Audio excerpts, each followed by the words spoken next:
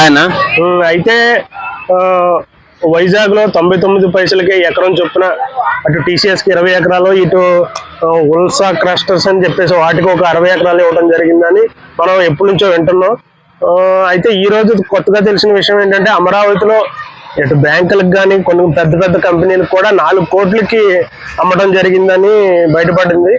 So Vizag విషయానికి వస్తే ఎందుకు బ్రో అంత తక్కువకి ఇవ్వడం, అసలు ఏంటి అసలు కూటమి ప్రభుత్వం ప్లానింగ్ ఏంటంటారు?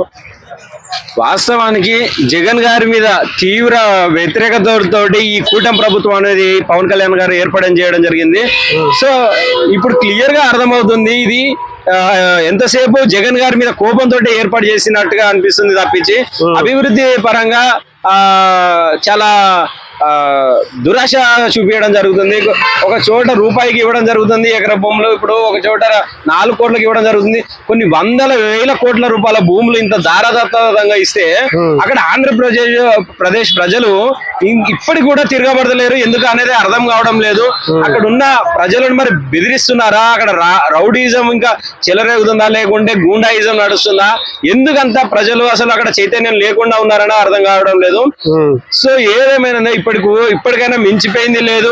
ఇట్లాంటి కార్పొరేట్ బడా కంపెనీలకు వందల కోట్ల రూపాయల భూములను దారదత్తం చేస్తూ ఉంటే ఎందుకు ఆంధ్రప్రదేశ్ ప్రజలు ఇంకా మౌనంగా ఎందుకున్నారు అనేది మేము ప్రశ్నిస్తున్నాము.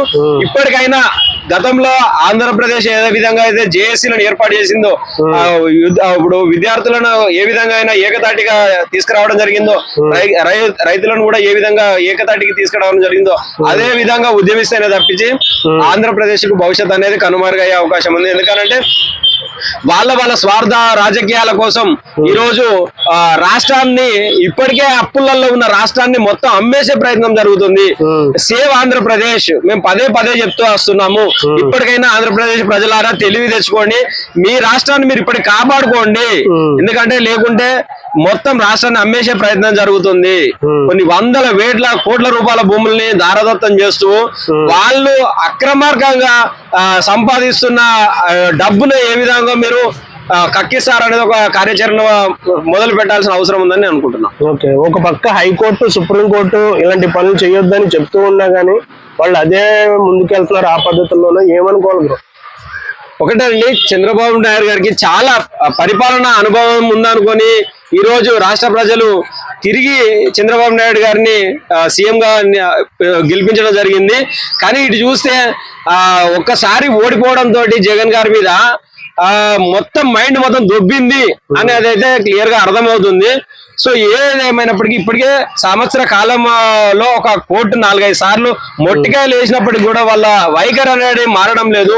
అదే విధంగా ఇప్పుడు గ్రూప్ విద్యార్థులు కూడా కొంతవరకు రోడ్ల మీదకి రావడం జరిగింది. మనము గత 2 నెలల క్రితం చూసినట్టయితే.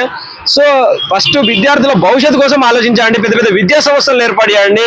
అంతేగాని ఇట్లాంటి కార్పొరేట్ కంపెనీల కోసం 1000 ఎకరాల భూమిని దారదత్తం చేయొద్దని అయితే కోరుకుంటున్నాను. అదేవిధంగా విద్య కోసం, వైద్యం కోసం, పెద్ద మంచి హాస్పిటల్ కోసం, మంచి విద్యా సంస్థల కోసం ఇలాంటి చేయాలి తప్పించి మంచి భూమిని సద్వినియోగం చేయకుండా దుర్వినియోగం చేస్తున్నారు. సో ఆంధ్రప్రదేశ్ ప్రజలారా, save Andhra Pradesh. Okay bro, thank you.